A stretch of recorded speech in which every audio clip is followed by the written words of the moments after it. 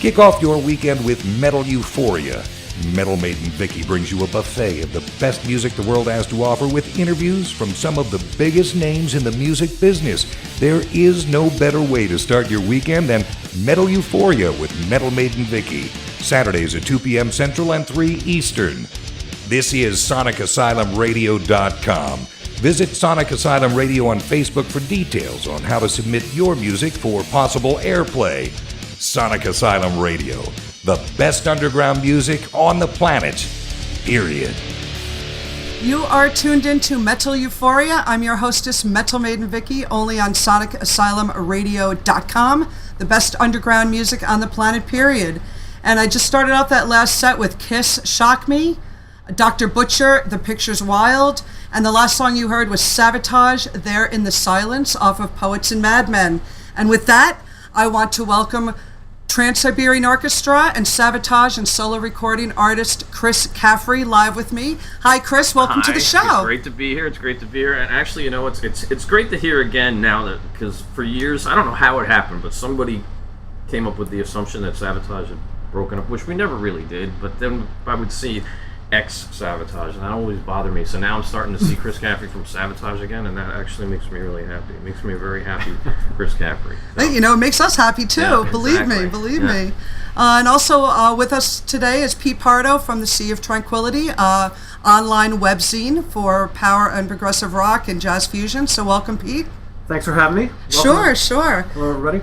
Yeah, definitely. So you guys had a good trip down here today. It was cool. Beautiful day here, right, in New York? Yep, absolutely. Awesome. The one really slow car in front of us pulled off at the sightseeing part of, so we were fine. On the GO trail there. Yeah, you get the one car that drives 15 and the 40, and you're like, oh, you. Yeah, we have a road around here we call the GO Trail. It goes through the Bear Mountain Bridge, and it's kind of hairy at times, but there's a beautiful lookout area of it. So that's what they're talking about. So Chris, you just are probably coming down from an enormous high of being at Wacken Open Air, performing with Savatage as well as Trans-Siberian Orchestra. I mean, what an ambitious, amazing feat that went off there. I'd love to hear about it. Yeah, when I got the phone call last summer from my manager with TSO and Savatage, and he told me that we were both going to be playing the festival, at that point in time, nobody really knew what was going on. It was funny, we were just basically told that we were under media lockdown on the whole entire thing. Really? We weren't, because none of us, for any of us to have speculated what was going to happen, would have been wrong. So we didn't know. We didn't know exactly who was going to be there, what we were going to be playing. So we were just kind of basically being quiet about it. And then, Paul started formulating this crazy idea he had of putting both bands on the two stages at the same time, and us playing the same music and having it being a giant stage. So basically it was two stadium-sized shows running simultaneously. And he started probably in January, once we finished the TSO tour, with the production people and our management and the lighting and the pyro and sound people, and it was crazy what they put together. I mean, we flew over two entire arena stages of the TSO set that we had from a couple years ago with these giant stairs. That was flown over. We flew over the two completely separate front of house and monitor systems that we had for TSO on the road that we used. They were flown over.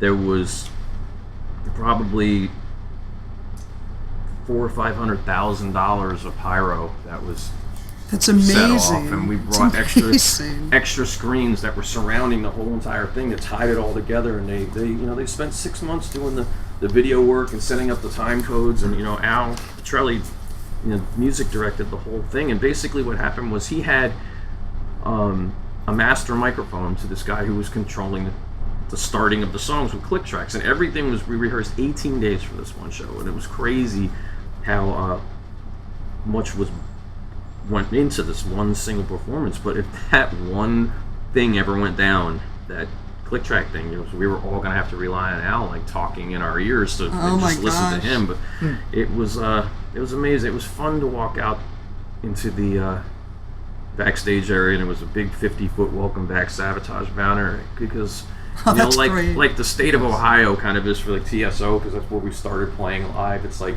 the country of Germany was for Savatage. I mean, we were one of the biggest bands there at one time, and we stopped playing for 13 years, and it was like we never left, and the people treated it like we had never left. It was an amazing feeling. I mean, I walked up on stage and we were doing sound check the night before, and just being back at that scene, and there's nothing that gives you more of a rush than I took my in-ears out and just played guitar through that PA system.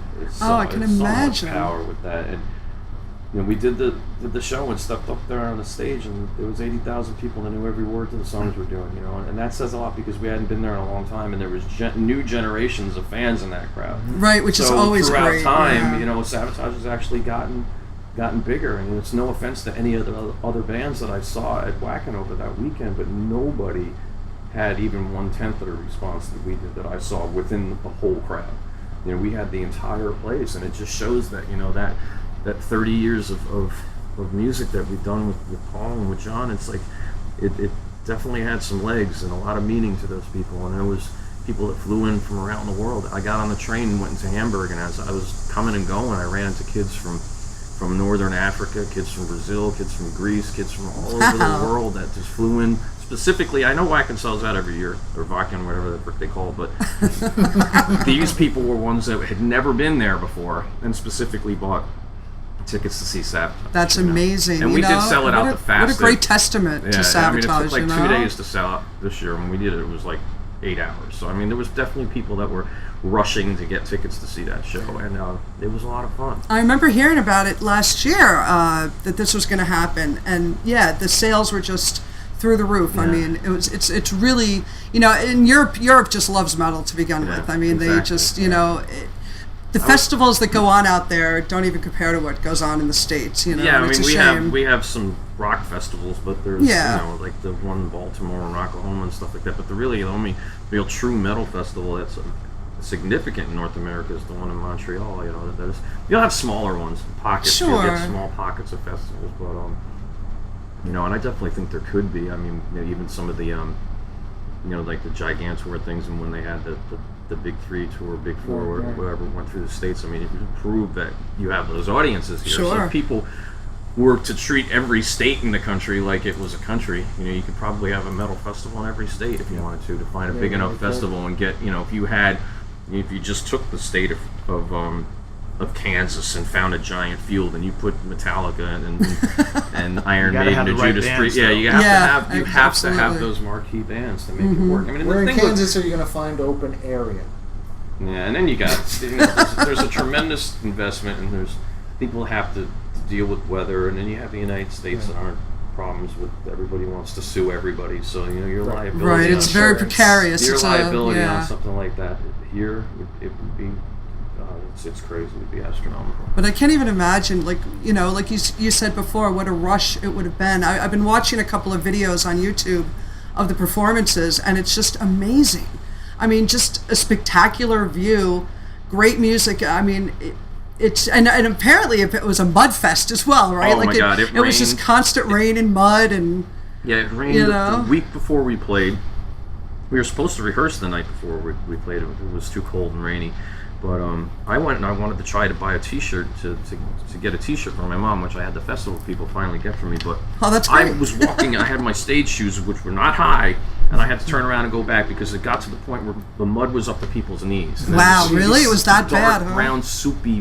It was that bad? Pictures of it, and the kids. It was funny because John Lee was like, "Don't worry about it. I was staying in a hotel and I was talking to a pilot." And he says that it's not going to rain on Thursday night. And I'm like, the reason that you just told me that is now I know it's going to rain on us on Thursday. It's like, it was like, I remember Caddyshack, when they were smoking pot in Caddyshack, and they were asking Spalding if the pot was any good. And he's like, of course it's good. I got it from a Negro. It was the same thing. It's the same thing with John. It's like, it's not going to rain. I heard it from a pilot. I was like, are you kidding me? Like, the pilot's going to move the clouds, John. Yeah, right? It's not gonna rain. Gosh. But thank God it didn't defer what was going on stage. No, it rained while we were playing. It stopped probably halfway through the Trans-Siberian Orchestra set, and I didn't care. I went to the front and I got soaking wet and I looked like a rugrat in the photos, but I don't care. It is what it is. The great thing about if you watch the Wacken footage on YouTube is that you can see the crowd is totally getting into it. But what I really love is watching the looks on their faces up there, totally enjoying the hell out of it. Right. Yeah. No. Just feeding off the crowd. Stop smiling. It was awesome. Yeah. Just playing. Starting and playing Gutter Valley and Edge of Thorns, just watching the people and the only time that I didn't really have a huge smile on my face, and it's because I was crying, was playing Believe, because it's like you had all those years of Savatage, and really there's a huge reason why we were there, and he wasn't. And that was Chris Olivas. So it's like you just play that song and that solo, and at that particular moment, absolutely. It's but it's like. It was good. It felt like I just gave you that guitar pick says Savatage. It just felt so good to see a dressing room sign that said Savatage. It's like, I miss that band, and so did the fans. And, I don't know what's going to happen in the future, but hopefully that wasn't the end. And No, absolutely. I mean, that, we've been discussing things. Nobody really knows what's going to happen next, but just kind of playing ideas around and what's going to happen. There are rumors floating around. The heart's beating. Let's just put it that way. Yeah, there are rumors floating around that there might be more shows in the works, an upcoming album. I ain't saying anything. But if I do, I'll get yelled at. The phone will ring. What are you saying? Exactly. I'm not saying anything. But if you're listening out there, we want to hear it. It would be great. It would be fantastic. Absolutely. All of us fans, especially that go back to the early '80s and. What a fantastic time. And, it's definitely... I wish I'd been there. A friend of mine actually went out there, Allison Cohen. She runs Metal Babe Mayhem, and she just had a blast. And she was so excited. It was her first time ever, and she saved up to get out there. And, so she said you guys were just phenomenal. Yeah, we finished that show, and it was I know, especially for somebody like Al and for Paul, it was just a tremendous weight was lifted off everybody's shoulders when he actually pulled it off. I mean, he pulled it off. Yeah, we made it work. That's amazing. That he was able to do that and to go forward and everything. So what a rush. And you said you traveled a little bit around Europe when you were there, or just went a little bit around Germany? I went to Hamburg, I actually was trying to go to this old... I produced the Metallion record. I produced, and I lived in Hamburg. Right you did? Right in the red light district for a month. Wow. I went back down there and was looking for this clothes store that was open, and one was closed, and the other one was just not great stuff. So I took the train in and out, and it's a great city. It was just raining really hard that day. It rained when we rehearsed in Florida. It rained when we got to Germany. The rain just followed us all over the place. And then the next day, when it was all said and done, the sun was out, and we spent the day doing press and being silly, and it was a lot of fun. You got to be silly. Yeah, I got to. It's very important to be silly all the time. Yeah, exactly. Those darn Jägermeister people. Well, we'll see what happens down the road, in regard to that, and I guess. Trans-Siberian Orchestra, you're going to be heading out soon. Yeah, everybody. It's funny. I'm looking online, and because we did this festival, we usually release the dates for TSO the first week of August, and people are just like, it's so funny how frustrated they are that we haven't released the dates yet. Really? And I know what they are, and I won't tell you. No, so it's just funny. It's just. I think it'll probably be this next week. I can't imagine that they wait any longer because they got to start doing pre-sales in September. But right. We usually have at least posted the dates by now, but and I know you do a couple of shows in the New York, New Jersey, Connecticut area. Yeah, we'll be at the Prudential Center again. I know that. I know we're playing Albany for sure, and Wilkes-Barre, and I didn't see I don't know exactly what's going on as far as what we did or didn't trade Nassau Coliseum for, because that's being renovated. So I know we're at Mohegan Sun in Connecticut again, and we'll be around. And then next year, the Letters from the Labyrinth album's coming out, and we're going to be doing a tour outside of the winters, and I haven't seen the dates for that yet. Oh, that'll be great. I believe it's starting in sometime around the end of March, and or in the beginning of March, maybe. I'm not sure.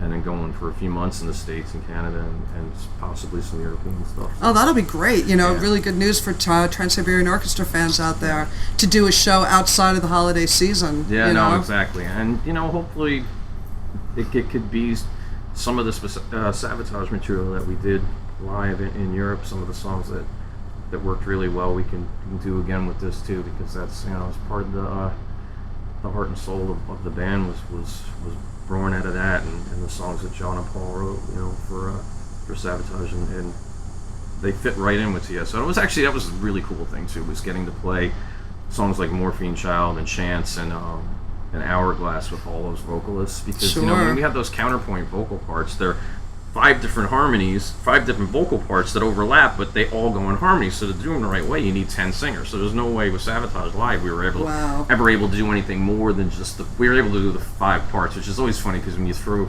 Johnny Lee apart, he's just, we would give him the simplest one, and we would laugh when you see Johnny singing. It's just funny. Well, we have a question in the chat room. Mr. George Neal's in the chat room from Halloween and Ichabod Crane. And he wants to ask you if you remember Dana Piper. Oh, of course. Everybody remembers Dana Piper. Oh, really? He's like the Jabba the Hutt of metal. Oh, really? He talks like this. Hey, John. Hey. It's funny. Good guy.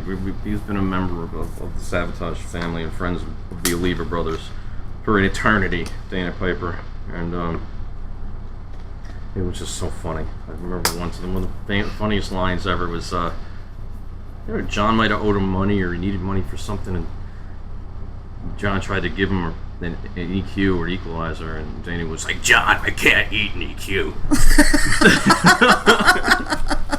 Sounds like quite a character. Yeah. Oh my gosh.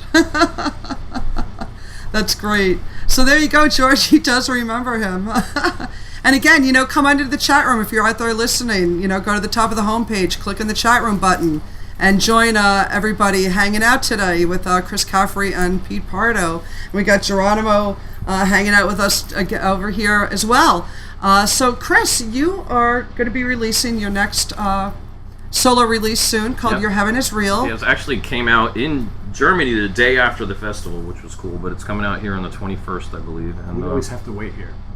Yeah, we always have to wait in the U.S. Yeah, don't we? I think a lot of the reason too is just the European fans would be the ones that would go and spend the money to buy it on import, and the European record companies, the business over there is different, so it's like you don't want to take away from that business by releasing it here first, so it always wound up being that way, where the European labels would get it be first, so that those companies didn't suffer the way, but the whole industry is suffering in general, but yeah.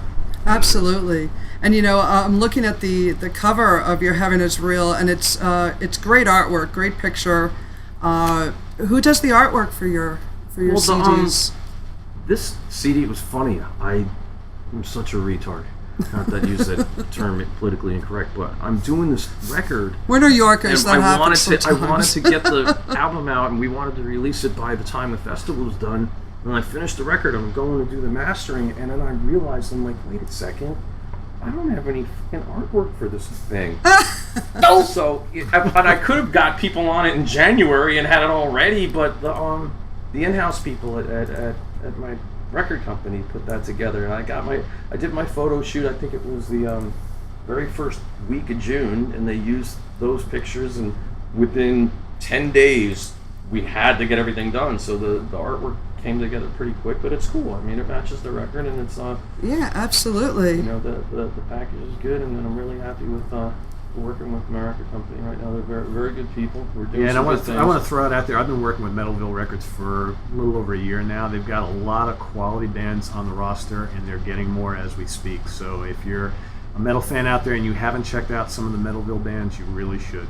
They're doing a great job. It's like normally when you call up a label and ask them for something, you got to go through somebody to get to somebody. I call up and the president of the label calls me right back, and it's like mostly everything that you asked for. They're like, sure, fine. It's like they want to make the record be heard. It's the stupidest thing ever is to have that mentality of like, well, we were above our budget of promoting you, because then you're just shooting yourself in the foot.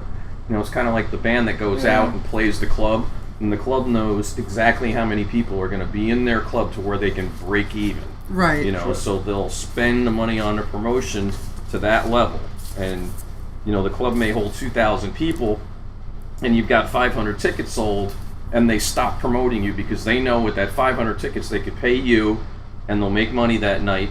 But if they were to spend a couple $1,000s extra on the radio, they would probably put that extra couple thousand people in the club and maybe make another 20 grand. But it's just that mentality of like, Absolutely. oh, I'm scared. It's like you don't win without taking risks. That's why somebody like Paul is so successful. I mean, he spent an extra $1 million at least on this one show. I mean, and through that we made musical history. But if you don't take those kind of risks, they don't happen. And it paid off. You know, and that's the thing. And if it doesn't, then you chalk it up, you go forward, you move on. It was like TSO in general. But that was a huge undertaking. I mean, when I first read about it, I was like, oh my gosh. Well, TSO in general has always been like that. I mean, we toured in theaters with, in Europe with 5-6 tractor trailers of sound and lights. It's like, you're not making money on that. You can't without a $1,000 ticket. You're not. And right. Paul, he believes in that level of production and that what he wants the band to be seen as. And in the United States, I think it was probably the first 5 or 6 tours that he was still. We were playing and it was still losing money just because of the level you were at. It was impossible to be doing theaters and have that kind of production and break even. But it's like I said, people that are willing to take those risks are the ones that change things, and that's the good thing. Then they make the changes in the world. Exactly, and it's a fantastic thing that he went for it, and look what happened. 80,000 people were just rocked to their core. With an amazing, spectacular view, and stage show and presence and everything. I mean, I can't even imagine.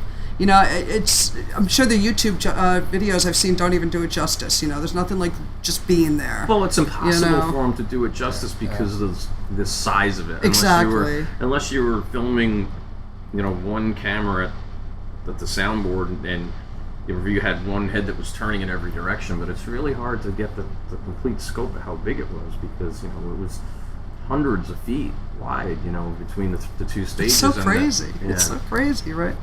Oh my gosh! And Paul was great. He goes after we play the rest of the weekend, everything's going to look small, and I'm like, I guarantee it did because no offense, but Judas Priest on that one stage, without the additional 40 feet of screens above and around and below. Right. I mean, it was going to look like, not taken away from it. It's going to look like a small production compared to what we had. I mean, I was standing on stage and I'm looking way in the back of the compound, and there was a giant, Wacken cow head logo like this tattoo that I did the day after the festival. Oh, nice. And, there was pyro coming off of it, in sync with the music, and I'm like, wow, the festival's got pyro out there. And the next day I found it was Paul. He put pyro like a mile away from the stage. There's pyro going off. That was our pyro. He was thinking ahead. That's insane. Wow. And you said there was like 10 singers. I mean, how many musicians total when you guys were playing simultaneously, the two bands? We had 20 singers that were 20 singers. I think it was 18 vocalists total that we had over there. And 4 keyboard players, 4 guitar players, 2 bass, 2 drummers. It's hard enough to do with one, but we had 2. But, and it's just to have it all happen simultaneously, and that's awesome. And it worked. Yeah, no. And we played with great. Savatage, and then TSO started on the other stage, and I ran over there and played a couple songs, and then I came back to the Savatage side, and we finished everything together, and it was just fun because our side was me and Zach and John and Johnny and Jeff, and we had Vitaly playing keyboards with us, so we had the goofier side, I think, but just because the Savatage, we had so much fun, and the first 2 weeks of rehearsal were just the Savatage guys, and then the TSO people started showing up, and then the singers showed up. But those first days when it was just me, John, and Zach and Jeff and Johnny, it was some of the funniest, goofiest stuff that we were so happy. It was awesome. Exactly. I mean, that you guys still have all that camaraderie after all these years, and I mean, are there any funny road stories or anything that went on that you want to share, or anything that kind of hits your mind, like, oh, that was, I don't, we just, there were so many jokes. Just having just fun. I have a tendency to rewrite a lot of the lyrics of the songs, which are funny, so,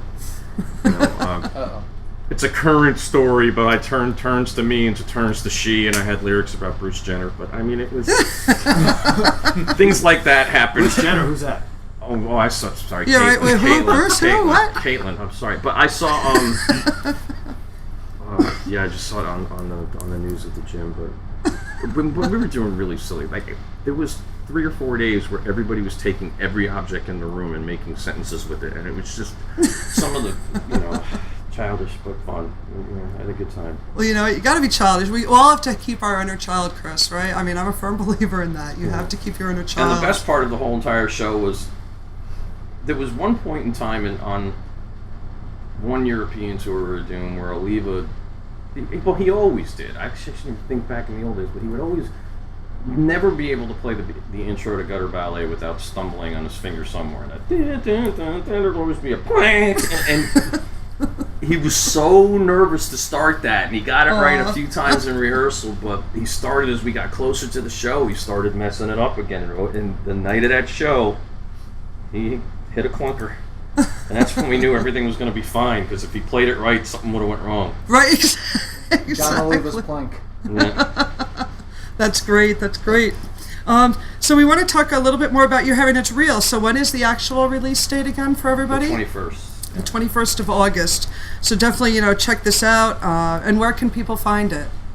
That's a good question. Where do people find records anymore, Pete? Amazon, Yeah. CD Baby, maybe. Yeah, it'll be everywhere the records are. Anywhere, and definitely go on your... Probably won't find it in a Best Buy or an FYE. And actually, buy stuff there anyway. what is happening too, yeah. though? Wait! I'm forgetting do important the price details because I compare wasn't now, thinking. though. On my The price website, idea. chriscaffery.com, which is finally back up. My webmaster's freaking dingbat, but there's tonight actually. I think is going to be the first night where we can take orders. I'm going to have a couple. There's going to be 2 particular things you can get that include the record. You're going to be able to get a record and a poster, which I'll personally autograph. And the poster is funny because it's got the album on one side, and it's got a really funny Tears of the Sun ad on the back of it, where Tears is a habanero pepper is a stripper. It's a pretty funny ad. That's on the back, and that's one package. And then there's another one where it's going to be the record, the poster. I made Chris Caffery guitar picks, which I never had before, believe it or not. I had ones with TSO and Savatage. I never had my own. I never thought about it. But I made those, and that's going to be in there, and a bottle of hot sauce. So there's going to be a couple different specials, and I'm making pick necklaces, and there's some other things. But that'll be going, I believe the merch page is going live tonight, so if people want to pre-order the album there and order from me direct, I'll send it, and I'll sign it personally and autograph it like I did before. So the record's going to be available on my website, I believe, tonight, if the freaking Rockstar and Superstar get their shit together. That's great, though. What a great package for fans, That's going to be really exciting to order that and get it all in the mail. It's kind of like the back in the days when you brought home a vinyl, and you're looking at the liner notes and you're looking at, so you get this package of things from Chris Caffery. That's great. Yeah. Well, we're going to take a couple minutes break here, but I want to play a couple of tracks off of the upcoming CD. Awesome. Your Heaven Is Real. I thought I'd start with Your Heaven Is Real, the title track. And if you want to go into that song a little bit, the meaning behind it, how you came up with the album title. Well, basically, there was a time about, I think it was 3.5 years ago, when I had a bad allergic reaction to eating mussels. I had a shellfish allergy that developed that I didn't know about. Oh. And okay. it was funny because I quit drinking for like 3 or 4 months, and I think my body went into shock, and that's what did it. But nothing to laugh. No, but seriously, one week we were on the road with TSO, and I ate like a lobster roll and some almonds after a show on the bus, and I started to feel really funny. My hands were itching, and I just felt really weird, and I had us pull over, and we got some Benadryl. I almost had them bring me to the hospital because I just said, I don't feel right. And I didn't really think about it, but I probably should have went to an allergist right away to find out what was going on. Right. We went into Ottawa, and I went back to this place that I'd eaten the year before. They had this all-you-can-eat mussel special, and they're so good up there. They just make them in this red sauce, and it's funny because I have a slight allergy to tomatoes too, so it's like, I have a full-on allergy to but you can eat them, and that won't show.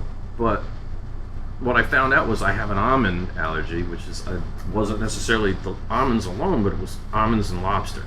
And then I have the tomatoes and the mussels, and I get back to my hotel room, and my foot started to swell. And it's really weird because earlier that year I was cutting my lawn, and I went and ran over a bee's nest, and I got stung 13 times in my leg, and I'm highly allergic to them. And are you? One got on my sneaker and stung me underfoot. Yeah. That must have been horrible. When these reactions would happen, it was like a golf ball sized thing, like that went under my foot, like that swelled there. So when it was swelling underneath my foot, and my hands were itching, and then all of a sudden I just felt like I was going to die, and I actually did. I had a complete seizure. For real? Really? I fell and hit my face, went into my hotel desk. My teeth went through my lip, and luckily I had a close friend with me at the time, and she was able to turn me over and get the blood out of my mouth, and I came to freaking covered in my own shit, basically, and I saw the other side. I saw white lights and people, and somebody said to me that it wasn't time yet. And that's basically how this record starts, and that's what that song is about, That is really...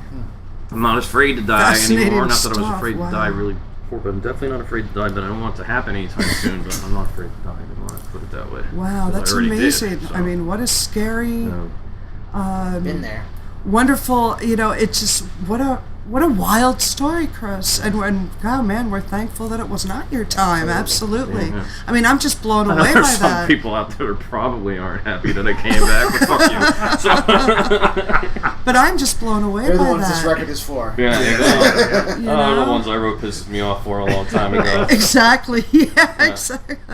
That's a great song. I mean, that's just in your face. It's great. I think it's time. I'm gonna. I think what I want to do is I want to have a contest to have people do like a lyric video for Pisses Me Off and see what they come up with.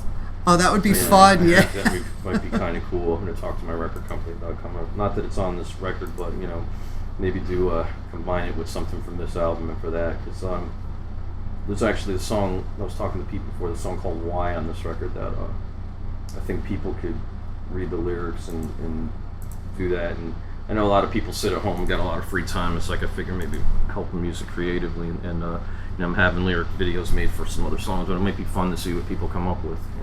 Sure. Absolutely. Get to work. Start the wheels turning. Start the wheels turning. Yeah. All right. So why don't we take a quick break? We're going to play "Your Heaven Is Real," and what else should we choose? You want to play "Why"? We can play "Why." Okay. Why not? Why not? I see what you did there. You're creative there. Look. Okay. All right, guys. You are listening again to Metal Euphoria, and I'm your hostess, Metal Maiden Vicki, only on SonicAsylumRadio.com, the best underground music on the planet, period.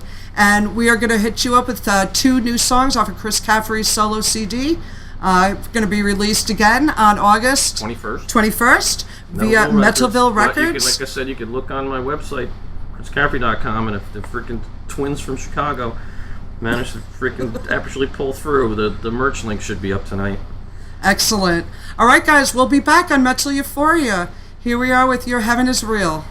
Crank it up. All right, welcome back. You are tuned into SonicAsylumRadio.com. This is Metal Euphoria, and I'm your hostess, Metal Maiden Vicki. And we are live today with Chris Caffery, Savatage, Trans-Siberian Orchestra, and solo recording artist, as well as Pete Pardo from the Sea of Tranquility. And the 2 songs you just heard are off of Chris's upcoming CD, Your Heaven Is Real. The first track was the title cut, Your Heaven Is Real. And the song you just heard was called Why. And just killer tracks, Chris. Really, really enjoyed them. Just, your guitar work, as I was saying on the break, you just make the guitar sing, and it's just phenomenal track. So, you guys, you got to get out and get this new CD when it's released in August 21st on Metalville Records. So we were talking a little bit before about the if you're going to be doing some upcoming shows for the new album. You have any works in that? Any plans for that? Yeah, no, I'd like to. And I've gotten a couple festival offers next year for Europe, and just trying to figure that out now. I'd like to be able to use Brian Tishy, who played the drums on this record, to do some stuff if he's available. But I'm looking now at just putting together a band around this area where I can use to do some stuff just to get out and play. And I definitely do want to tour, but I haven't seen exactly what my my schedule's like, so I just kind of have to play that little sit back and wait sort of thing. But I want to play this music. It'll be great live. I wrote it. It was funny when I wrote the Faces record. I wrote a lot of the riffs, and then I wrote the vocals, and I sang the vocals on stuff that was recorded. And I had not thought for 1 second what it would be like to try to play and sing something like that live. I mean, you have this really complicated guitar riff, and then you're trying to sing over it. But this time it's like, I actually thought about it, and you have like simple stuff behind where you're singing, which makes it to where it's a lot easier to sing and play. And I'm excited to play this stuff live. Not that I wasn't excited to play the Faces stuff when I went into rehearsal. I'm like, you idiot. Well, it's like, rub your head, pat your stomach, kind of like, each rhythms are going in different directions. And Right. Yeah. Well, we'll be excited to if you decide to do that, because I know with the upcoming TSO shows, you're going to be, going on that, and so you're a busy guy, and it's And I play I play a lot of shows in the summertime with with Orange County's own Mr. Jimmy Sturr and his orchestra. Legend. Yeah, polka legend. 18 Grammys. It's funny. He's like my dad. He's like my dad. We go out and he does his shows on weekend, and he owns his own bus, and we go out and have fun. And the funny thing that's different about TSO to playing with Trans-Siberian Orchestra, the Jimmy Sturr Orchestra, it's like with TSO, if you go on the road and you'll stop drinking for a couple of months. With the Jimmy Sturr Orchestra, if you don't drink, you get in trouble. So it's like it's a little bit different. Oh, that's so funny. It's important to keep balance. Yeah, well, exactly. Yeah, right. Well, as I mentioned before, also with us is Pete Pardo from the seaoftranquility.org, and wanted to just ask you a little bit about the Sea of Tranquility. How did you get started with that? And how long have you been doing it? And kind of how you've known Chris for so long. Sure. Sea of Tranquility has actually been around as an entity since about 1998. We actually were a print magazine for about 2 years, and I actually was brought on board right about that time. I was doing some writing for a progressive rock website, just kind of farting around a little bit, because I've been a big music fan since I was a kid. So I got to a point like in the mid-90s, I started writing about it, and I really got into it. So there was a guy, his name is James Vickers. James, if you're listening, howdy. He actually had started up Sea of Tranquility magazine. Basically, it was full-color magazine covering a lot of different genres of metal, some prog and whatnot. So he had seen some of my writing on this other progressive rock website, and he asked me if I wanted to come and write for the magazine, which I did. And then about, a year and a half, 2 years later, after doing a bunch of issues with them, he sold the magazine rights to a competitor, and we launched online. So this was 2001. Then shortly after that, he made the decision that he just couldn't handle, running a webzine anymore. So me being one of his kind of top writers, he asked me if I wanted to take it on, which I did. So here we are, going on 15 years later, that's and great. We're celebrating our 15-year anniversary next year. And for those of you who don't know much about Sea of Tranquility, we've got close to 18,000 CD and DVD reviews. So we cover every form of metal. So if you like power metal, progressive metal, death metal, black metal, thrash metal, classic metal, we cover it all. We do underground stuff, we do more mainstream stuff. We cover all forms of progressive rock, so if you love Yes and Genesis, Jethro Tull, ELP, blah blah blah, Spock's Beard, we do that. We do a lot of jazz fusion stuff, we do some classic rock, we kind of do it all. There's really no website out there like us who covers all these different genres, and I think that's why we've had such a loyal readership for so many years. We've got writers all over the world. So, we've got a bunch of folks in the UK, we've got a handful here in the States, we got some up in Canada. They're all over creation. Everybody's got different tastes and different... And they all have good taste. And I know that for a fact because my record Faces was their album of the year once. There you go. 2006, right? Yeah. 2006. So, yeah, Chris Caffery's Faces was our... Because we do it every year at the end of the year, we do all of our writers submit their list of top 20 or 50 or whatever releases of the year. Then what we do is we compile everybody's lists, and we create the top 50 of all those lists. And then we throw that up on a poll on the website. We ask our readers to vote. So you won. Did you win 2 years? I think you won for Faces. Yeah, I might have. And another year. So anyway, it's a very cool website. We've been around forever. People love us. I mean, there's so many trends nowadays to take some of these webzines and turn them into these fancy blogs and everything. Sure. We've kind of fought that for a while, and we're still a traditional webzine. We do what we do. We've got hundreds of interviews with a lot of great artists and bands. Well, I remember, just to let everybody hanging out and tuning in today know, I've known Pete Pardo since college when we went to SUNY New Paltz in New Paltz, New York. I've known him since high school. And we lived down the hall. We lived down the hall from each other in Bevier Hall. And, we formed this friendship that's lasted to this day. And, you've always been into reviewing CDs even back then. I remember one of your big interviews you had back when we were in college was Wendy Williams. And I remember you telling us about that and what a blast it was. Well, here's the thing. And I just knew you were going to do this for the rest of your life. I'm like, this is, it's our passion. It's our love. It's music. It's metal. It's what we love, and man, we had some great times back in Bevier, Vicki brings up a really funny story. So Wendy was actually playing at the auditorium, I guess, at New Paltz. Yes. And I was working for the campus TV station. So somehow we had rigged up to do an interview with her. So we show up there, we got all the equipment, cameras, and all that kind of stuff. And she takes one look at me, and she's like, 4'8". She was 4'8", and I'm like, 5'9". She's a bulldog. Though. She's a total bulldog. So she goes to me, she goes, I will do this interview, but on one condition. I said, sure. What? She goes, you got to get up on my shoulders, and we're gonna walk around the room doing the interview with you up top. And I was like, you got to be kidding me. I said, I'm like 100 pounds heavier than you. She goes, oh, don't worry, I can handle it. And if you look at the footage, there's me on top of her shoulders. She's walking around. I got the microphone down below. We're just doing this whole thing. And it was like absolutely crazy. And I'd never done anything like it before. But that was kind of like my start. So, so we've got, we've got this website and we've got about 18,000 reviews. We do new reviews almost daily, so if it's like the latest and greatest release, you're going to find it on Tranquility fairly soon. We got a lot of old legacy stuff as well. We've got a Facebook page which is pretty popular, and we launched last fall a YouTube channel, so you get to see my mug on there every week, doing like anywhere from a 15-minute to a half-hour show talking about all the latest releases. I have guest stars. He was actually a guest star a couple months ago, and he's going to be on it again soon. And it's a lot of fun. People seem to like it.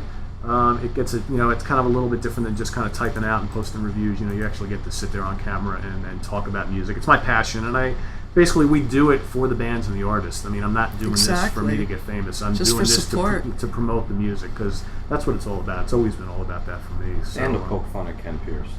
Yes. And to poke fun at Ken Pierce. Exactly. Ken Pierce from Piercing Metal. Yeah. So I got fun. So we were talking. I think Ken is listening in today. I'm sure Ken is. He's out there he's today. Gotta be. Okay. Absolutely. Okay. So I was actually watching one of your YouTube videos with you and Chris, and it was your Rock Fantasy in Middletown, New York. That was great. Yeah. Yeah, that show was a lot of fun. That kind of got put together really, really quick. And but a little history. So Chris and I know each other since about '83. So Chris actually grew up in New Jersey, and moved to Goshen in I guess our senior year. Yeah. So we kind of instantly fell into the same crowd, because I was part of the rockers, the metalheads, whatever you want to call them, and Chris shows up and he's got the long blonde hair, and I think we were in the same guitar class and music theory class, so we all just kind of started hanging out together. And senior year was a trip, and I remember days hanging out at your house in the basement. Yeah. He'd just like, oh, why don't you come over after school? And now all these years later, hanging out in my house in the basement. I went from the basement to the basement. It's a cooler basement. It's a cooler basement. Right, it's a cooler basement. Yeah, and that's something I want to touch on as well. So we'd sit down there and we'd play some guitar, and I'd bring my, what I thought at the time was a hot, BC Rich hot pink guitar, and we'd come down and we'd fart around a little bit, and then all of a sudden, Chris, in fact, I remember, see if you remember this. So there was one day we were hanging out down there, and I don't remember what you were playing. You might have been playing that Ibanez Roadstar that I eventually bought off of you. But the big thing at the time was that first Alcatraz. Oh, yeah. So Yngwie Malmsteen was like all the shit.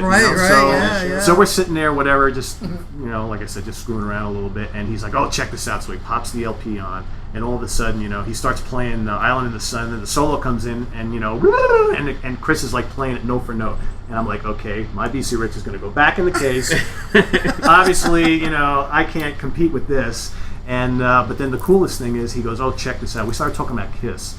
So he launches into Shock Me and plays that's one of your the inspirations entire as well. Lead solo from Ace, from the live album, from Alive 2, note for note, and I was just like, wow, holy crap, and that's when I knew this guy just blew you was away, gonna be right? big. That I knew it right then and there. Absolutely, that's Yeah, awesome. And here we are a million years later. Like I said, right back in the basement. Right back in the But basement. there's a bar there now, so Right, and very it's cool called bar. the yeah. Silver. So we listen to the Silver Dollar Alcatraz record Saloon? and drink. Silver Dollar Saloon, I believe. Yeah. We're soon to be world famous, Silver Dollar Saloon. Actually, I keep saying this. I was going to put the stage in the spring, but I did my record, so I'm going to put a stage in there and do some little clinics and maybe some live, small band live internet performances from there because, it's just cool. Yeah. I've kind of made a place that reminds me of every place I've been around the world, and I've taken little things from everywhere and put them up there, and I just sit down there and I just am able to reflect on things and originally I had my studio down there and I walk out in the other half of the basement. Most of it was for storage, whatever. But I had this like little old bar that was there that my parents had when I was a kid down there. I just had a couple things on it and a neon light, a chair, and I'd sit out there. It was a little refrigerator, and I was like, one day I want to build something in this room, and I just cleared it out and made I think probably the nicest bar in my town is in my house. But it's a lot of fun, and That's awesome. yeah, I want to have some live from the Silver Dollar Saloon stuff coming up in the future. So. That sounds like a lot if of you go fun. hang out at the Silver Dollar Saloon and you're a beer drinker, he only has one beer of each brand. Ah, okay, but each brand though. Wow. But I have to. Well, I have a lot of different. Yeah, he's I'm like- not a huge beer. If you like drinker. PBR, he's Okay. got one. If you like Budweiser, he's got one. If He's you like got Coors one. Light, he's got one. He's got a lot of different types, but only one of each. Or at least the last time that I was there. Yeah, yeah. Well, I need to get is one of those actual specific like beer refrigerators. Right, Put that where specifically. you I can don't. see it. It's clear. Yeah. And I was actually thinking of maybe I don't drink a lot of beer though. I was gonna get one of those little keg thingies, but it's like There you that go. would go to waste. Right. He's got some Well, you interesting can- whiskey. I you build a selection. bar and I invite nobody over. So. All right, you got a nice bar. Want anybody ever? No. No, it's my bar. They'll just Hell ruin out. it. Get the hell out. That's The great, bartender's though. cranky. He's got a shotgun. So that's so cool that you guys have known each other since high school. Yeah, Yeah, a long time. So I'm sure you've had, Well, we didn't see each other for Yeah, many but- years, but we would run into each Yeah. other on and off, like at various shows and stuff like that. And I kind of moved away from Goshen for a bit, and I was in different parts of New York. Then I started working with Savatage and really was Yeah. down in Florida a lot and a lot of Right. other places. So it's like I kind of came back home. I like it. I like New York State. It One is. of the It's coolest really things nice though is around when here. he first joined Savatage. I remember going to see Megadeth and Savatage at the Chance, and there was Chris Wow. in the corner of the stage, waving to me. I was right up in the pit, and he's waving. I'm like, that is the coolest thing ever. Yeah. That is cool. Yeah, Absolutely. That had to Yeah, be that happened. It's weird. Everything happened kind of quick for me, Yeah. and I owe everything to my brother's ID. Actually, well, I mean, the drinking age in New York Yeah. was 19, Yeah. and Had to change. I was 17. My brother was 19, and then it turned 21. But if you were 19, you could still drink. And Right. at the time, they didn't have photo licenses. So when I was 17 years old, I had my brother's ID for being 19, which got me into the places where 21 years There old you could go. go. I had a Grandfather credit card, again. a social security card, and that non-photo ID because you didn't have to have a photo license at the time. So we would go out, and my brother would I'd go in, he'd make sure I got it, and then he would follow me 10, 15 minutes later so the guy didn't see the same name. But my brother had the photo license at the time. Yeah. But it was from hanging out in bars and going into the city where I ran into, it was funny, it was a group of people from the management company Lieber Krebs used to hang out at this place called Club Nirvana, which had a really big Thursday night hangout night in New York City. And I ran into the kid Adam Baum there one night. He had a record on Geffen. Wow, He was like Wow, he was like right? David's Yeah. little David Krebs was trying to make this kid big, but he had a Scorpions tour and fucked the drummer's wife, and his whole career fell apart. It's actually Oh, man. that's the truth. I mean, it just Wow. ruined his whole career. Wow. It was kind of sad because he's a very talented kid. I mean, he still plays, but he had a huge push, and it was just all stopped. But I actually, me and my brother went and auditioned for Adam, but it didn't really go to. It was just funny. Like 10 years later, I wound up doing a couple gigs for him. One was opening for Ingve, and one was opening for Kicks at Hammerjacks in Baltimore. But the No, I've been to next week, Hammerjacks. I'm still hanging out with the Lieber Krebs people. There was another act that they were working with, which was called Heaven, and the singer from Heaven was in the club, and Okay. and it was funny. I first met Paul O'Neill at a Heaven show. I remember seeing Heaven on New Year's Eve at Maurice, and I was hanging out with some of those people that I met from Lieber Krebs. They had a table, and they introduced me to Paul, and he was there. And actually, Ray Gillen was there at the time because I was really good friends with Ray. And they introduced me to Alan Fryer, and Mitch Perry had left Heaven, and they were in the middle of a tour and needed a guitar player. So I gave Alan a cassette tape at the time because that's what we had. And he called me the next day. He said, "I'm going to California to audition some people, but I want to use you and your brother actually to play in the band." And he left, and I got into Heaven, and Alan, he just passed away recently, which is kind of a sad story. He was a great guy, really funny guy. He was Australian, and he had the craziest sense of humor. He was actually supposed to sing in AC/DC at one point, but they hired Brian Johnson instead. But I got into the band, and Paul was producing, and it was like 30 years ago this month that I got my first paycheck out of Paul O'Neill, which is amazing to have that kind of longevity working with one person. But Absolutely. But it was kind of crazy, you know. And then Paul started working with Savatage, and, you know, I was 17 when I got into Heaven, and you know, a little bit over a year later, like I turned 18, and then I turned 19. I was on the road with Dio and Megadeth with Savatage, and it was just crazy. Things kind of happened fast. But if I wasn't out hanging out, you know, I would drive from up here into New York City 5 nights a week and just go places, and I made things happen at a young age. I mean, granted, like Pete said, I had an ability at that age that was something people wanted to use, and you know, my looks kind of fit the times, you know, and it was not, I didn't say easy for me to get going, but I was in the right place at the right time.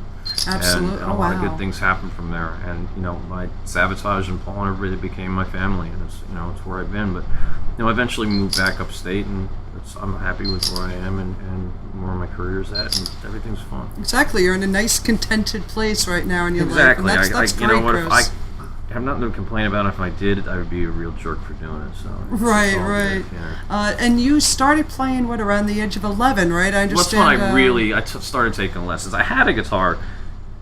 I think I was like 6 or 7, but I really was lazy about learning it. I mean, I wanted to be a guitar player. I actually really wanted to be a singer, but I thought I stunk, so I never did.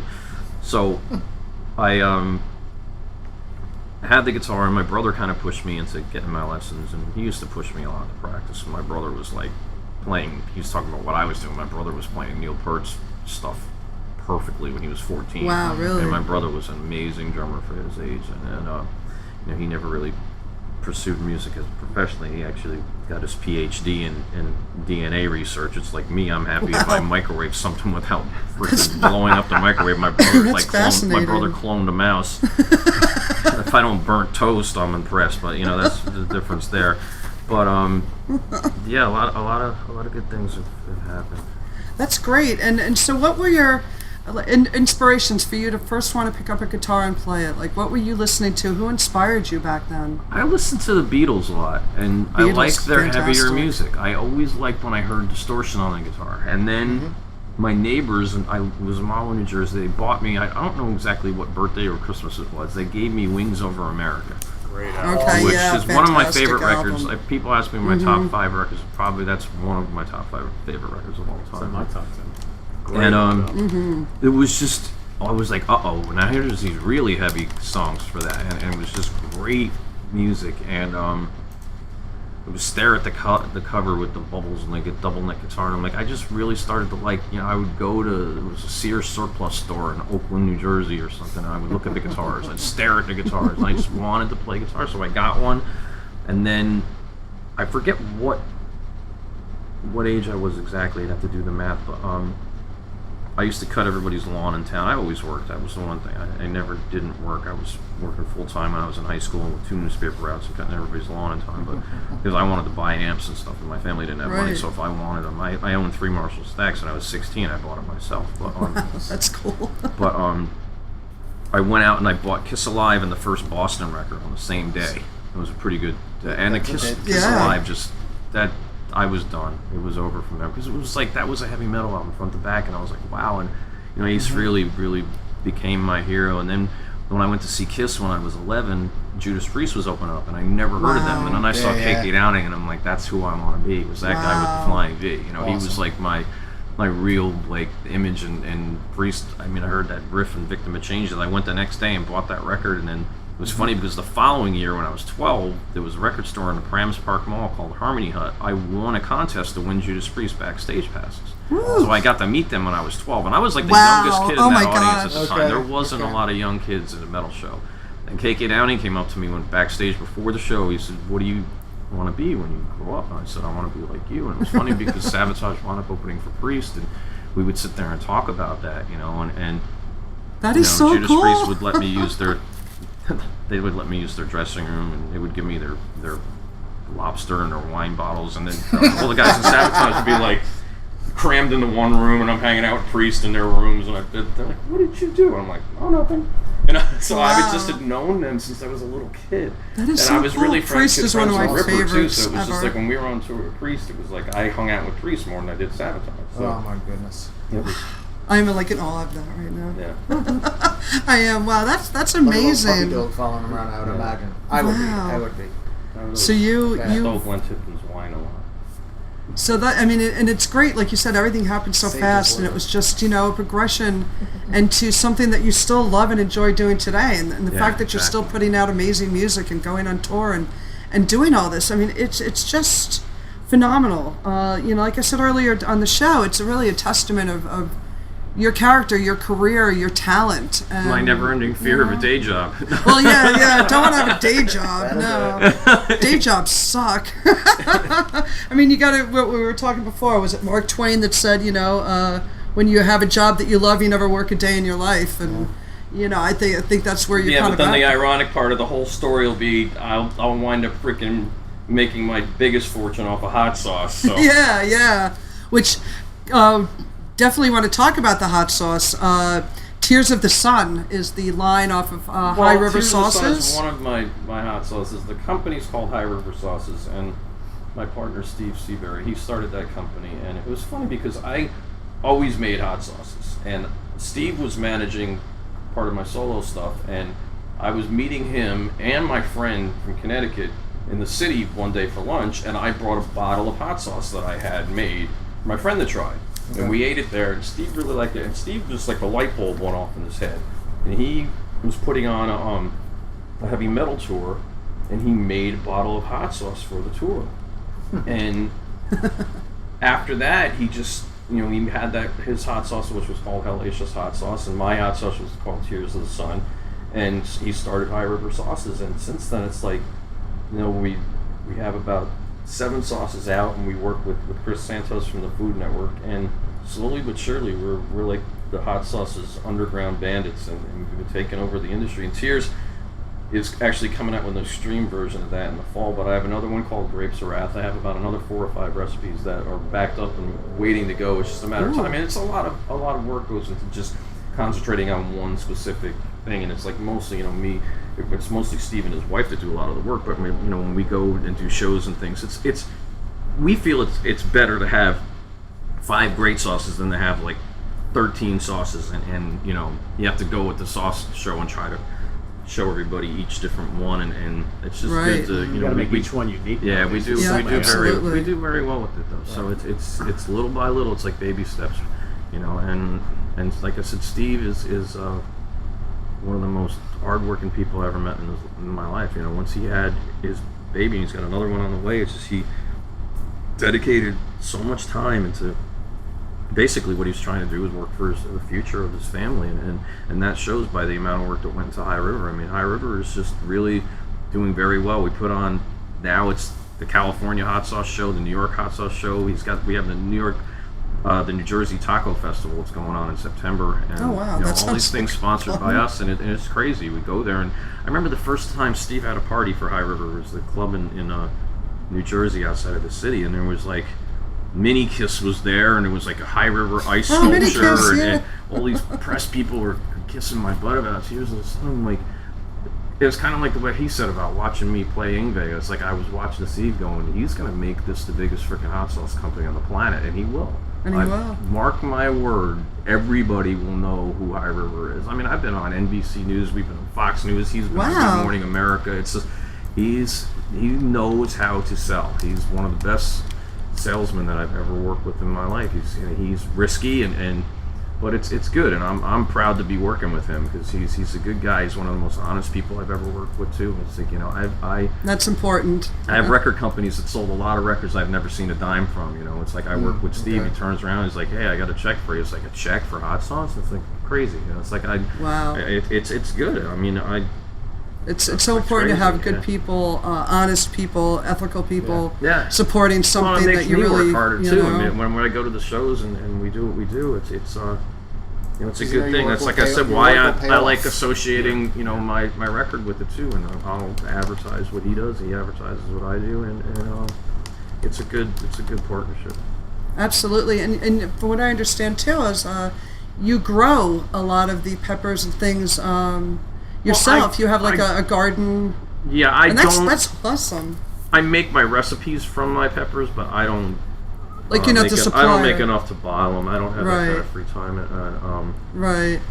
It's just. But when you decide our what one flavors, friend, we have a friend in South Carolina. He's like the king of all that is hot peppers. His name is Ed Curry. The guy invented the Carolina Reaper pepper. and curry and how fun he's going. Yeah, He's he- responsible for that, huh? Yeah, hot he's spice. a chemist. He went to Okay. he went to college for chemistry, Okay. and he actually has a new pepper that's like twice as hot as the Reaper. And he's made one. He tried to make one hotter than that, but this is seriously what. Hey, there is a hottest you could possibly get, because what happens is the pepper gets so hot it can't keep itself together. So the mature pepper actually is so hot it eats itself apart. Starts to disintegrate. Wow. So you can't. Yeah, he's Woof. found out how high on the Scoville. So he invented that scale. That was his scale. Oh, okay. And Wow. he found out how high you can actually go before it can't be any Before it hotter. implodes. Yeah. It's But like the the one black thing he hole. did Like those with us, peppers go to 11, right? yeah, what he did with the Reaper peppers, he let a lot of people have the actual pepper, and they planted seeds, and everybody has it now. With this new pepper, Right. he's not letting it out. He's holding on. Yeah, he's selling people the mash, which you can't make. You can't grow the seeds from the mash. So he's selling them the mash, and they could use the pepper, but he's only okay. letting like 5 companies use it, and we're one of them. Wow. So we're gonna have this, and we're gonna get to make a sauce with How it. exciting! Wow, Yeah, it's know. cool. But I mean, it gets to a point like, how hot can you possibly deal Right, with it? right. I mean, me personally, I can eat the really super hot stuff, but it's got to be on something that I really like, and it's got to be really good sauce. I prefer kind of medium to medium hot heat, and just something to have the spice in the food without it Gotta have destroying good you. flavor, yeah. I Without don't want to sit there for 5 overpowering minutes. you. I don't want to sit there for 5 minutes waiting for my mouth to cool down. It's just not fun. And then the next day, it's like, when I tell people why I did hot sauce, I tell them why I wanted to find a way I could be a pain in the ass all the time.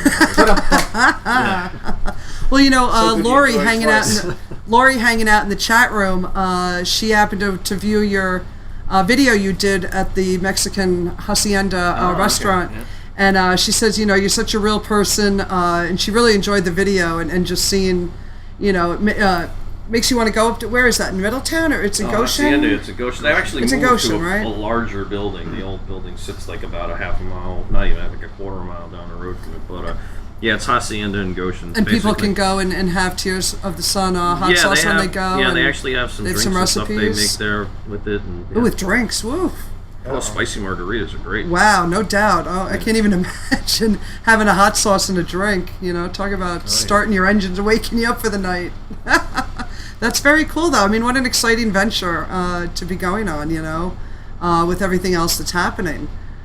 So definitely, I put a link up in the chat room here for Tears of the Sun hot sauce. So, people check it out, and, if you're into that kind of hot kind of food, and, see what's going on. And you said you're going to have a lot more exciting flavors coming up, and, you have a lot of plans for it, and that's very cool.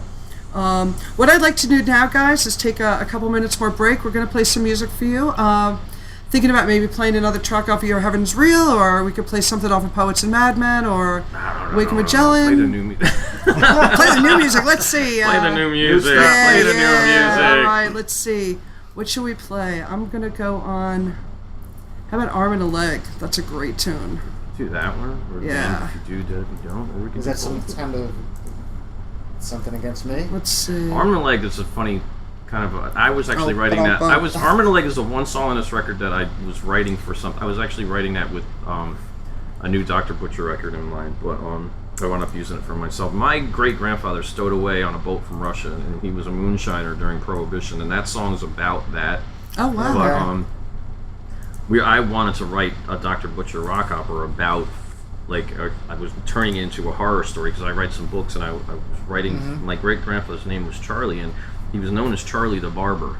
And he had a barn at the top of a mountain he bought in New Jersey, which the family still has the mountain. But wow. He used to, trucks would ride up the hill, and he had a barber shop in the basement of the barn, and people would go down there and get the haircut while he's loading up their trucks with whiskey and moonshine. So I wanted to have Charlie the Barber to wind up being like a psycho killer, and that was my horror book that I was writing. And I was going to write the Dr. Butcher thing around that, and that Arm and a Leg song about the liquor, during the Prohibition time. That's what that tune's about. So. Oh wow, fantastic! All right, guys. Well, we are going to play "Arm and a Leg" off of the upcoming CD release, Chris Caffery's "Your Heaven Is Real," and we'll be back on Metal Euphoria. Welcome back. You are tuned in to SonicAsylumRadio.com. This is Metal Euphoria, and I'm your hostess, Metal Maiden Vicki, and we're back live with Chris Caffery, Pete Pardo, and Geronimo's hanging out with me today. Geronimo! We got a bunch of people hanging out in the chat room. We got Metal War God, Mad Brad, we got Lori, we got Enrique, we have my dad is hanging out today with Ginny. What's up, Dad? What's up? Hi, Dad. Yeah, with his fiancee Ginny. They're hanging out down in Florida. Dad's really super cool. Awesome. That he comes into this chat room and hangs out with metal, and he's actually starting to like metal. It's really pretty cool. Who else is hanging out today? I was just gonna say, who is Dad's favorite metal band? He's Pantera. My dad's Pantera. I got a bunch of CDs from my dad in the mail, and one of them was Pantera. They were his CDs. I'm looking at how did you get that? But no, he's beginning to have appreciation for heavy metal, as he calls it. Me too. So, yeah, I think we all do. There's hope. But we do have a question that Enrique asked, hanging out in the chat room, that he's wondering if there's going to be any DVDs or Blu-rays released for the Wacken, Savatage, and Trans-Siberian Orchestra performances this past July. That I can't answer. The what's going to be released and when's and those kind of questions I can't answer. I mean, we film everything with TSO, and this is actually the first time really Savatage had a really, really, really state-of-the-art filming done. But I mean, at the end of the day, like anything else, Paul is really meticulous with things, and if he puts it together and he likes the way it looks, maybe it'll come out. But it's also one of these things with TSO and with this show in general, and I kind of agree with him on this one. It's kind of like one of these things where he wanted it to live as that moment, right? Those people that were there. I think it's kind like of you cool, said, history making, yeah. Okay. And moment in time. He told me, he was like, he just, he just wanted people that were there to be part of something really special. And that's what an intimate moment for 100,000 people. Yeah, exactly. Or 80,000 people. Yeah, it's. They squeezed more people in there. And those people leaving the show that night were just, do they realize what they just witnessed was phenomenal? I think they do. That they realized that they were witnessing history-making performances. Yeah, no, I think that's at a what kick-ass metal festival. A lot of writers I've been seeing that. They're like, whether or not people have heard too much about it already, they need to talk about it just because of what it was such a humongous spectacle. I think nobody had ever seen anything like that. Nobody had ever done it before. I think Paul looked all over the place to see. Nobody had ever played two bands simultaneously live at once like that. It's especially on a festival situation. I know it's never been done before. Right. So Mad Brad has a question too. He wants to know if you've ever heard the Reverence stuff with Dr. Killdrums. Yes, it's very metal. It's very metal. Very metal. Very cool. Very cool. Now, do you have any pre-show rituals that you like to do before you go out on stage? Is there any process you go through? You take a nap? That's awesome. Yeah. I don't. It's weird. I don't really have a stage fright thing. I actually don't even really get nervous on stage unless Paul's in the audience, but Wacken was so big that I couldn't see him. He was like way back at the soundboard in the beginning, and he made it to the stage at the end. But I just like to clear my head and especially on the TSO tour when we're doing 2 shows a day. I finish the first show and I immediately just try to lay down for a little bit, shut my eyes, and get ready for the second, because they're very, they're 2.5 hour shows. A lot goes into it, and Absolutely, very taxing on I you. save my energy for the stage. A lot of adrenaline. When you hit Sunday night and you have your 8th show in 5 days, it's a lot. And actually, Enrique just posted that he was at Wacken. And he said, I've never seen anything like that before. He goes, it was just incredible. Cool. So that's cool, Enrique, that you, I don't know where you're listening in from, but, where you made the trip to Germany from, but that's awesome. That you were part of the 80,000 people in that crowd. Yeah. Yeah, absolutely. How's your shoes? I lost one of them. So I wanted just to touch briefly, too, on Wilbur. Wilbur's kind of like your pal. I had an interesting. I've had an interesting life, but Wilbur was a gift to me from a person that came into my life. It was very special. I had a lot of inspiration on this record, and it's one of these things where life has a lot of ups and downs, and I just brought this little thing around, and I'm gonna write. I've been writing like a little children's story about him, but I just like bringing him around and taking pictures. But having Udo Dirkschneider hold him and drink a glass of wine, or John. It's just so funny that this little elephant is getting more attention than me a lot of times. I'll put a poster, a picture of me up, and then I'll put a picture of Wilbur up, and he gets more likes and comments than I do. But I'm gonna bring him tomorrow. I'm actually bringing him tomorrow to meet Willie Nelson. There you go. That's gonna be. Are you? You going to see Willie? Yeah. So Willie and Willie. Wilbur that's and cool. Willie. It's going to be the funniest photo yet. Yeah. Yeah, absolutely. Look forward to seeing that on your Facebook page. Through the smoke. Yeah. He's around. Actually, he's home sleeping now. Well, Wilbur is adorable. Yes. Yeah. I've seen some of the pictures. I saw him. He was on stage at Wacken, right? He was on stage. Yeah, he was on stage there. He was on stage. I had him out on that Hunter Mountain. He was on an amp at Jimmy Star concert last weekend. 6,000 people out there. He was hanging out on stage, and I took him to Disney World, and he's got to take Wilbur to the happiest place on earth. He had his first pumpkin today. I'm going to post that picture later. First pumpkin. Yeah. And the good thing about him is he makes more sense than most of my friends do. So there you go. Kind of like your voice of your reason there, Wilbur. Well, people have pink elephants. I just have a gray one. I carry it around with me, so it's a little bit different. That's so funny. Well, we is there anything you want to talk about, or anything that we haven't touched on, or we've talked about a bunch of stuff, and if there's any other questions for you guys out in the chat room, definitely throw them out there for Chris. We're coming up on, we got about 10 minutes left in the show. It flew by, it absolutely flew by. George Neal's still hanging out, a bunch of people. We're looking forward to Your Heaven is Real. Yes, I'm very excited for that to come out. And yeah, like I said, absolutely. I'm still talking to Rockstar and Superstars. They're arguing with each other. These two twin brothers from Chicago, and the guy. They legally changed their names to Rockstar and Superstar. Did they really? Yeah, it's That's nuts. It's really funny. They give me this one skull bracelet I'm wearing as a gift from them. The one guy, Rockstar, he moved to Malibu, and so I'm going to tell a story online. I'm going to tell a story. He hooked up with some chick on MillionaireMatch.com, and out there with the Ferrari. He gave me my original Ace Frehley Les Paul that was stolen from my house. It was a gift from Rockstar. Wow. So I have friends named Rockstar and Superstar legally, and Rockstar is kind of like my webmaster, but Superstar is working on the site with them, and I'm looking at their emails as they argue with each other. It's so funny. These twin brothers, all they do is they got to be nicer to each other. I feel so bad, but the merch link is supposed to go up tonight. But I should sit here and read some of these freaking emails. Go for it. It's so funny. Oh no, I'm trying to find the RIP, you read Rockstar. It's just really funny. Yeah, right. We have to make it as authentic as possible. Yes, yeah, exactly. And I don't want to dig this out. Things like, what the fuck are you talking about, asshole? You said he wanted international shipping, you ass fuck. Oh man! What the hell? This is the and they're copying me on these emails as they're turning around trying to update my website, and I'm like, can't we all just get along? You know, it's. I thought that's how all brothers talk to each other. Well, these two are. It's special with these two. They're yeah. That's hysterical. And so fans will be able to get the CD again on like Amazon.com and CD Well, Baby. They can go to your website, tonight, ChrisCaffery.com tonight, maybe. If these two We'll stop see. arguing.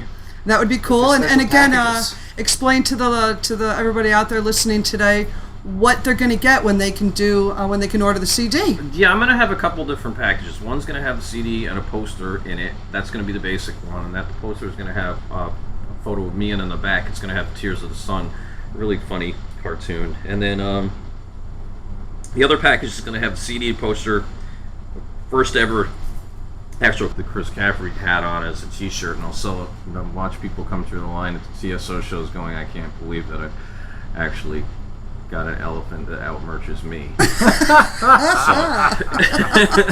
In the Wilbur line of hot sauces. Oh yeah, I got to make Wilbur kids shirts, and well, there's a lot That's of a money. great to be made. idea. That's a whole other venture that you can go off See, of. now we're marketing on the air live Wow. as we speak.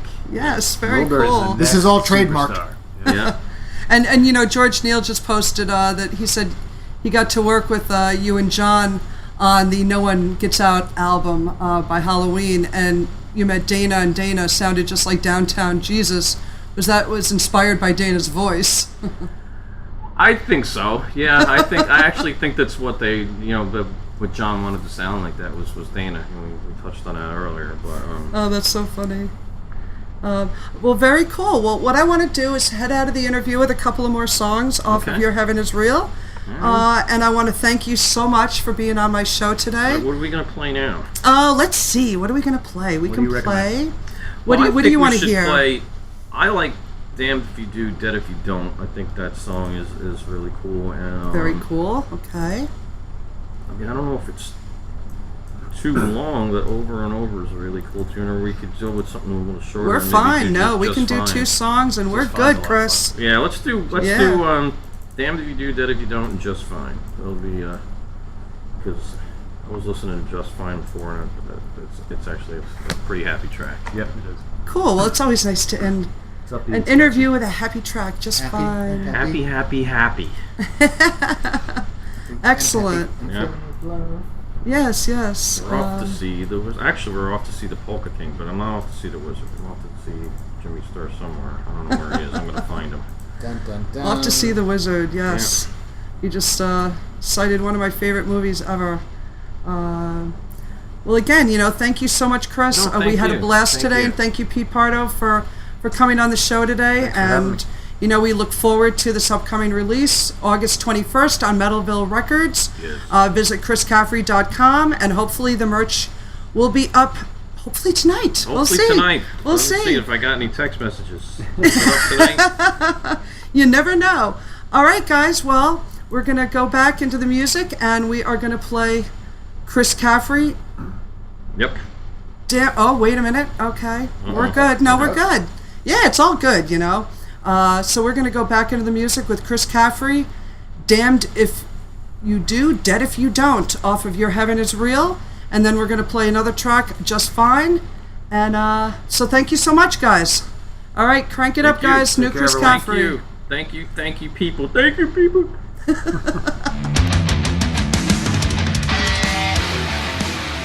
Hi, Tom Gully from The Tom Gully Show here, and let me tell you, there's no euphoria quite like Metal Euphoria with Metal Maiden Vicki, Saturdays from 3 p.m. to 8 p.m. Eastern, only on SonicAsylumRadio.com.